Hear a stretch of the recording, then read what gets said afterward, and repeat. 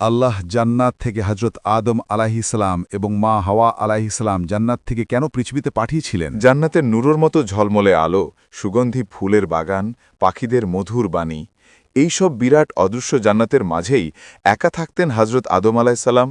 পরম করুণাময় আল্লাহ তার একাকিত্ব দেখে তার জন্য সৃষ্টি করলেন হজরত হাওয়া আলাইসাল্লামকে, শান্তি, ভালোবাসা ও মমতার প্রথম উপহার।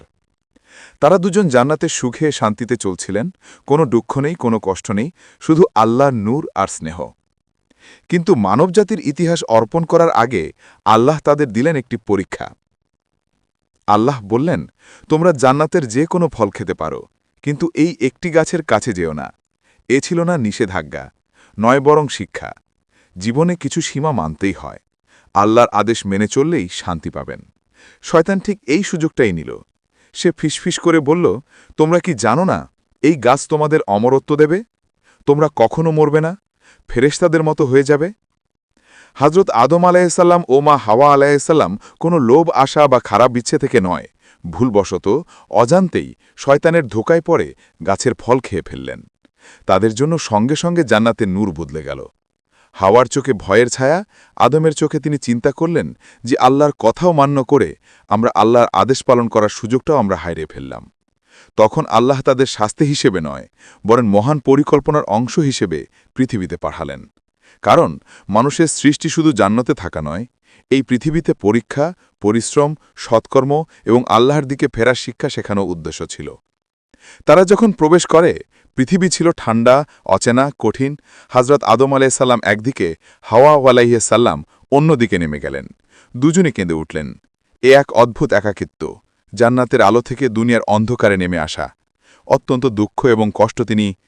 হজরত আদম আলাইসাল্লাম পাহাড়ে চূড়ায় দাঁড়িয়ে, মা হাওয়া আলাইসাল্লাম দূরে বিরান ভূমিতে একই দোয়া পড়লেন, রব্বানা জালামনা আনফুসানা। হে আমাদের রব, আমরা নিজের উপর জুলুম করেছি। আপনি যদি আমাদের ক্ষমা না করেন ও দয়া না করেন, তাহলে আমরা ক্ষতিগ্রস্ত হয়ে যাব। এই দোয়া ছিল ভালোবাসা, অনুশোচনা ও ফিরে আসার আহ্বান।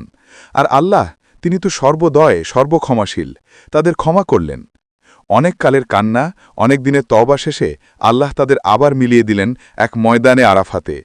এটাই ছিল পৃথিবীতে প্রথম মিলন, প্রথম পরিবার, প্রথম জুমুয়া, প্রথম মানব সভ্যতার সূচনা। হজরত আদম আলাইসাল্লাম মা হাওয়া আলাইসাল্লামকে বললেন, আমরা জান্নাত হারিয়েছি, কিন্তু আল্লাহকে হারাইনি। মা হাওয়া আলাইসাল্লাম চোখ ভিজিয়ে হাসলেন। আল্লাহর ভালোবাসাই তো ফিরে যাওয়ার পথ দেখায়। আল্লাহ মানুষকে শাস্তি দিতে পৃথিবীতে পাঠাননি, বরং আল্লাহর খুঁজে পেতে এবং পুরো মানবজাতিকে আল্লাহর দেয়া শিক্ষা সকল মানবজাতিকে এবং পুরো কায়নাতকে শিখাবার জন্য আল্লাহ তাদের এই পৃথিবীতে পাঠিয়েছিল। শুধু আল্লাহর তরফ থেকে একটি পরিকল্পনা এবং পরীক্ষা ছিল, আল্লাহর আদেশ, কোনো রকমের শাস্তি নয়, তার কাছে ফিরে আসার জন্য সামান্য পরীক্ষা নেবার জন্য।